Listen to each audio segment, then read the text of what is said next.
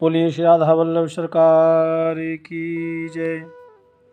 सद्गुरुदेव भगवान की जय।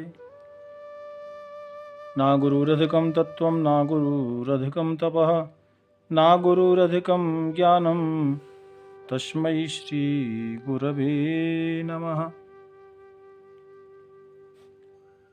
प्यारे भक्तों, एक वीना बाथम बेटी हैं राजस्थान से। आप श्री ने लिखा, स्वामी जी खाटू श्याम बाबा का चरित्र आप सुनाएं, कथा आप बताएं। तो भक्तों, खाटू श्याम बाबा की कथा तो अन्यत्र आपने सुनी है, नाना तरह से बहुत सारी कथाएं लोग गाते हैं भजनों के द्वारा। किसी न किसी तरह से आप अलग अलग प्रकार से आपने कथा सुनी है। लेकिन भक्तों, मैं जो आपको कथा सुनाने का प्रयास करने जा रहा हूं, भगवत कृपा से ये जो कुछ भी मैं आपको सुनाऊंगा ये शास्त्र के अनुकूल सुनाऊंगा। और ये स्कंद पुराण के द्वारा,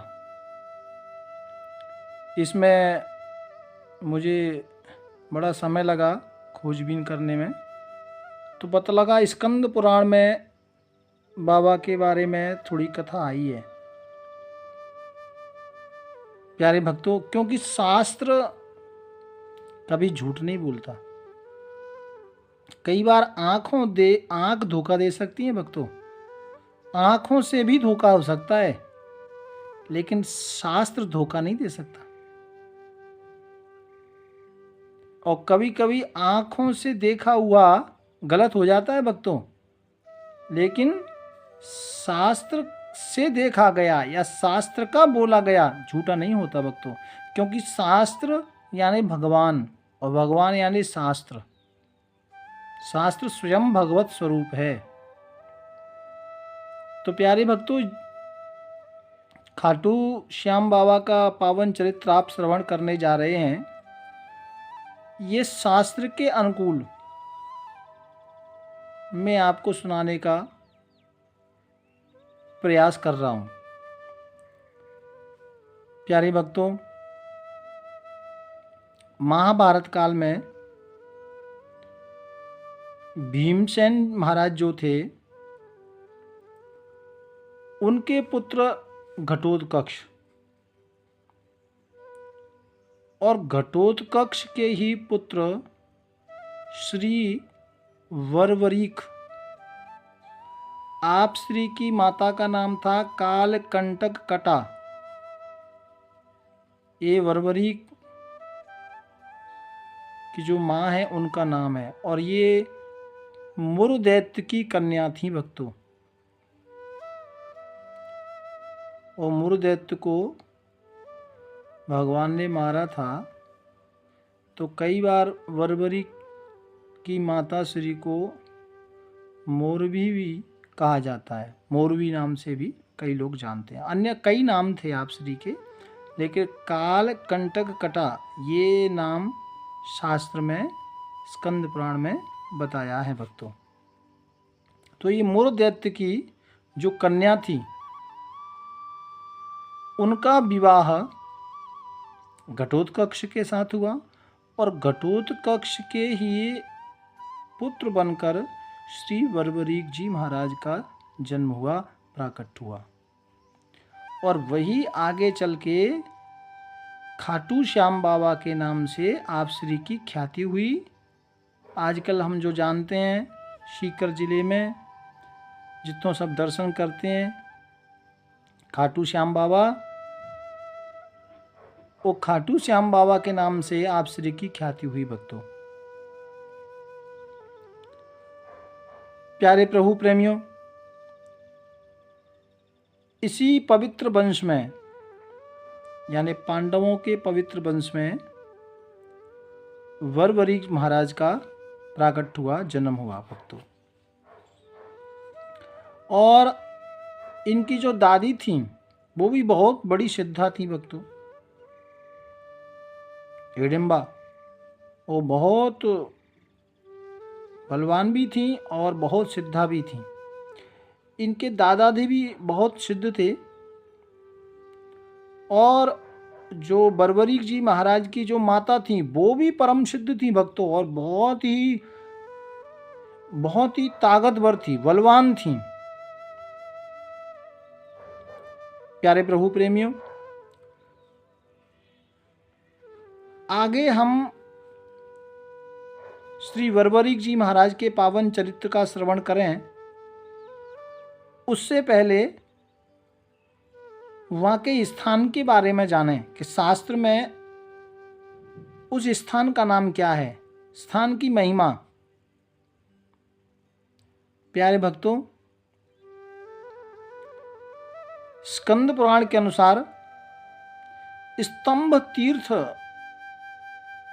यानी महिसागर संगम, ये तीर्थ भक्तों सबसे बड़ा तीर्थ है, महिसागर संगम। और भक्तों एक बार ऐसी कथा आती है, आप सुने कि ब्रह्मा जी के श्राप लगने के कारण ये जो महिसागर संगम नाम का जो स्थान है, स्तंभ स्थान जो है, सागर तीर्थ, इसको लोग नहीं जानते भक्तों। ये जो जिथों अभी खाटू श्याम नरेश बाबा का जो दरबार है, उधर जो एरिया है, ये पहले कभी बहुत बड़ा तीर्थ हुआ करता था भक्तों, बहुत बड़ा तीर्थ। और इस तीर्थ का नाम था महिसागर संगम। प्यारे भक्तों, एक बार ब्रह्मा जी महाराज ने समस्त देवी देवताओं की वहां बैठक की, सब आए, सबको बुलाया। आप पहले मैं आपको स्तंभ तीर्थ महिसागर संगम तीर्थ के बारे में बता रहा हूं। ये आपको सुनने को मिला नहीं होगा भक्तों, गौर से सुनना। ये सागर संगम बहुत बड़ा पहले तीर्थ था भक्तों, लेकिन श्राप के अनुसार ये लुप्त हो गया था। लेकिन श्याम बाबा ने यहाँ कठोर तपस्या की, खाटू श्याम बाबा बर्बरीक जी महाराज ने बहुत कठोर तपस्या की, और भगवती महामाया की कृपा से उस क्षेत्र को जो श्राप लगा था वो दूर हुआ। और इस क्षेत्र को पुराणों में गुप्त क्षेत्र के नाम से कहा गया है, जिसका प्रभाव लोगों को पता नहीं है भक्तों। स्कंद पुराण में ये नारद जी और अर्जुन दोनों का ये संवाद है। ये बात भक्तों आप श्रवण करें। अर्जुन ने पूछा कि ये इतना बड़ा क्षेत्र है, लेकिन ये गुप्त कैसे हो गया? तब श्री नारद जी महाराज कहते हैं कि एक समय ब्रह्मा जी ने बैठक बुलाई, संपूर्ण देवी देवता, गंधर्व, ऋषि मुनि, सारे तीर्थ सब वहां पधारे।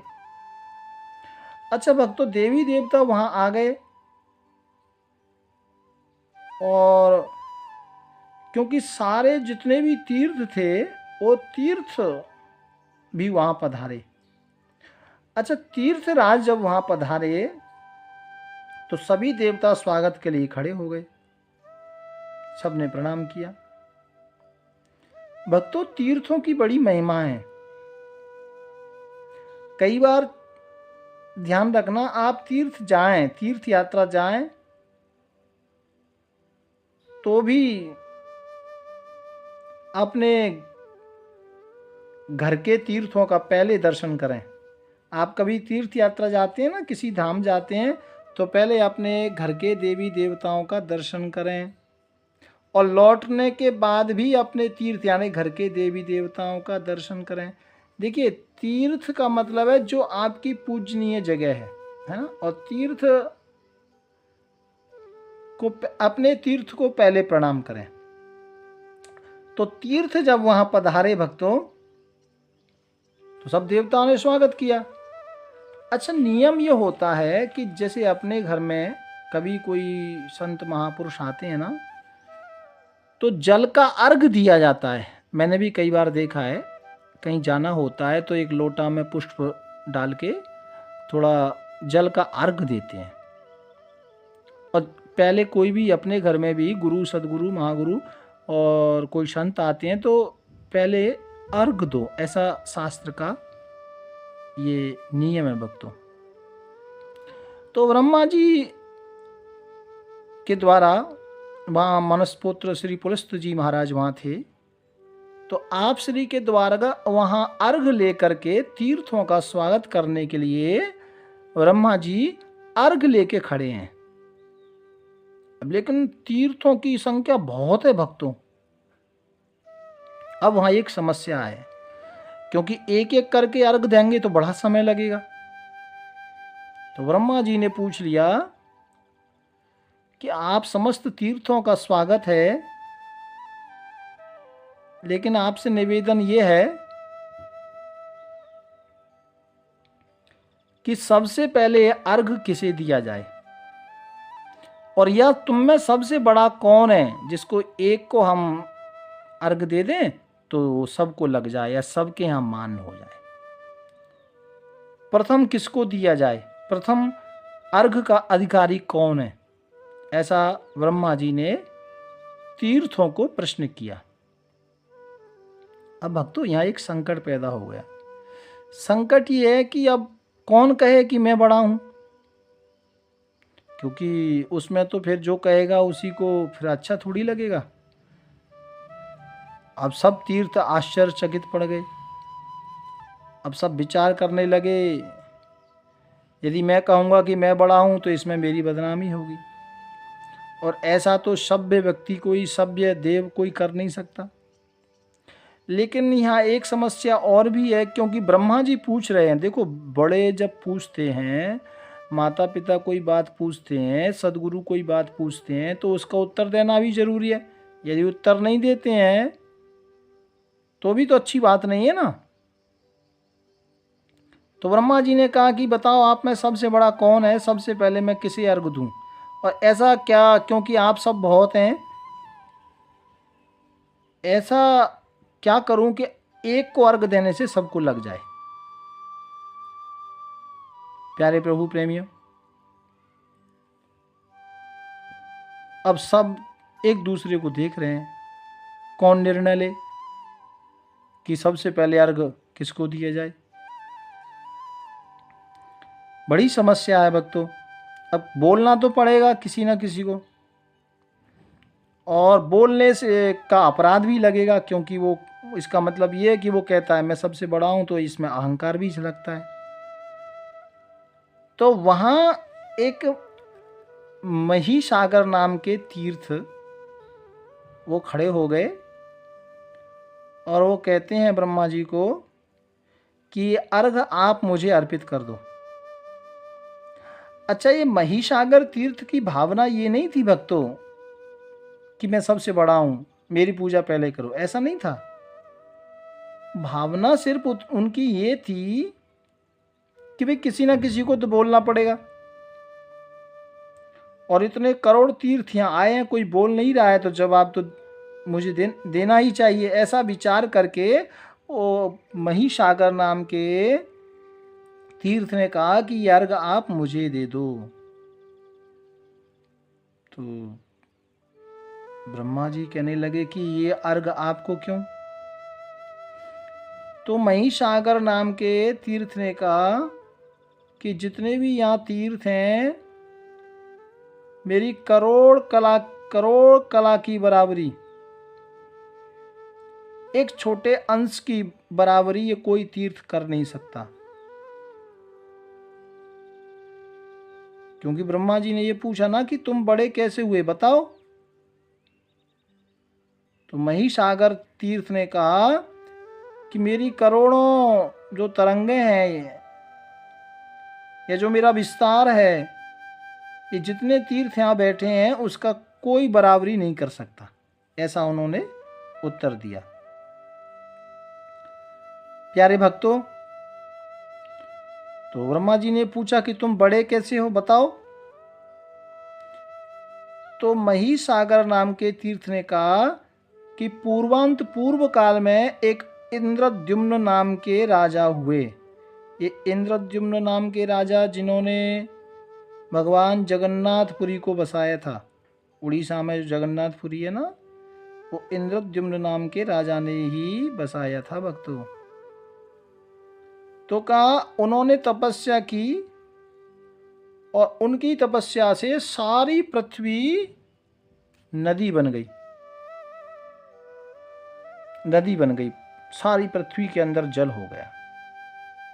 तो सारी पृथ्वी जब जलमग्न हो गई, सारे तीर्थ एक हो गए, सारी पृथ्वी एक हो गई, तो ये पृथ्वी को ही तीर्थ मान लिया, क्योंकि इसीलिए इनका नाम पड़ा ना महिसागर। मही पृथ्वी को बोलते हैं भक्तों, तो महिसागर यानी पृथ्वी ही तीर्थ सागर जैसा रूप ले लिया।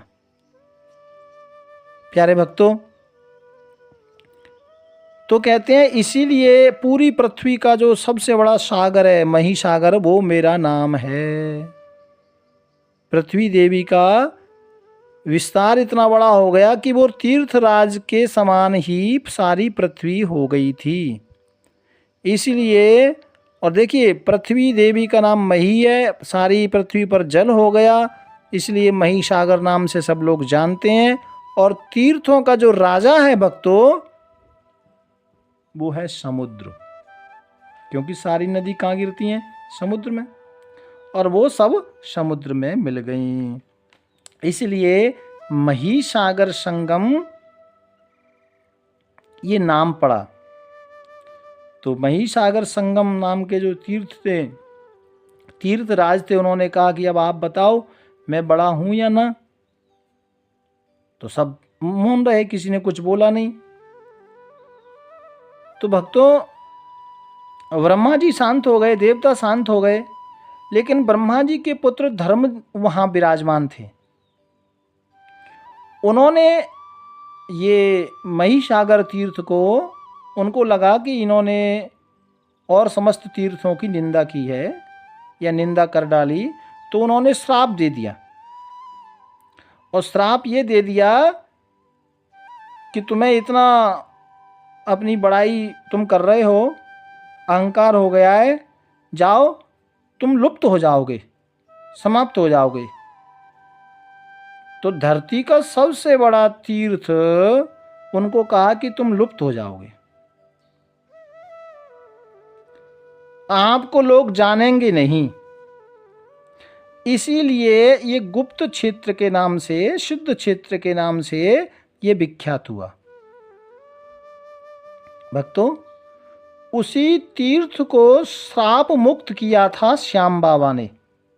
ये जो बर्बरीक जी महाराज थे ना, खाटू वाले बाबा, इन्होंने वहीं तपस्या की थी। और इनकी तपस्या करने से जब इन्होंने शक्तियां प्राप्त की थी, माँ देवी की आगे आप कथा सुनेंगे, कृपा हुई थी, तो श्याम बाबा ने ही इस तीर्थ को जो श्राप लगा था उस श्राप से मुक्त किया।